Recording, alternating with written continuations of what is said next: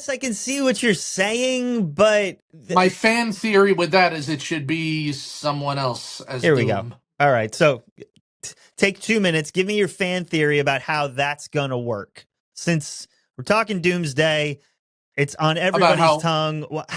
How does Robert Downey Jr. being Doom work from a fan theory perspective for you? well, it would have, well, okay, it would have worked if he wasn't Iron Man, but since we're in the world where he was Iron Man, Yeah, just and take that all off. of these characters that knew Iron Man are appearing in this movie, so they say, I think the only way it's going to work is if he is the Iron, if he is the Tony Stark version of Doctor Doom, which has happened in the comics. He was a variant where it was Tony Stark in the Doom suit, and it's not Victor Von Doom. But the reason I don't like that is because he's supposed to make his first appearance in the Fantastic Four First Steps movie, where he should be Victor Von Doom, because that is the biggest Fantastic Four villain. So if you're establishing the Fantastic Four, you need to establish their world of villains. You know, you're doing Galactus, you're doing a version of the Silver Surfer, you need to do Victor Von Doom. But if you're gonna have Robert Downey Jr. play Victor Von Doom, I think that that's a problem. It doesn't work. It only is gonna work as if he's a variant of Tony Stark I who agree with dons the you. Doom suit instead of the Iron Man suit. I agree with you. The pushback I'll give, and sort of my fan theory, is that we have to remember that we as the audience know him as Tony Stark based on the casting and just the piece of the casting that we've seen. Not everybody knows him as Tony Stark.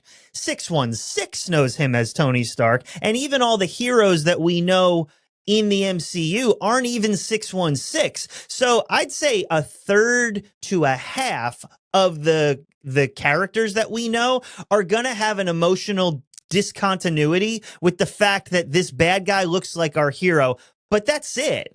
That's not everybody. You've got an entire X-Men department that has no concept of what the snap is.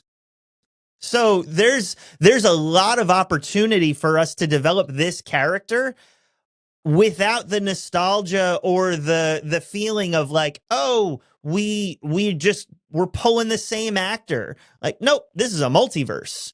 Anything can go. I mean, I think you're right. I think that, you know, we have to take into account that a lot of the characters that they say are going to be in it won't know are, you know, the main continuity version of Tony Stark.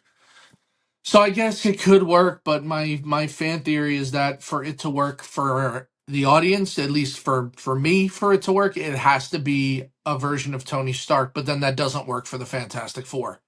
So that's why I'm not. That's why I feel like it can't work regardless, because something is gonna hurt because of it. It's gonna hurt something because of it. And that's the interesting part, right? Like, it has to work for fans, it has to work for our theory, but it also has to work for the story and the characters within it. So it'll be interesting how they pull it off.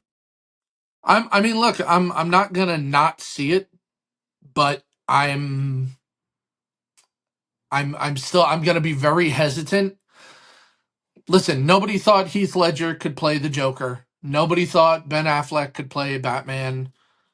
Nobody thought that Christopher Reeve could play Superman. Nobody thought Chris Pratt could be Star-Lord. Nobody thought Chris Pratt could be Star-Lord, and now it's hard to see. Nobody thought Hugh Jackman could be Wolverine, and it's hard to see them not be those roles. So, Right. you know, I'm trying to go into it with, you know, those circumstances in mind, but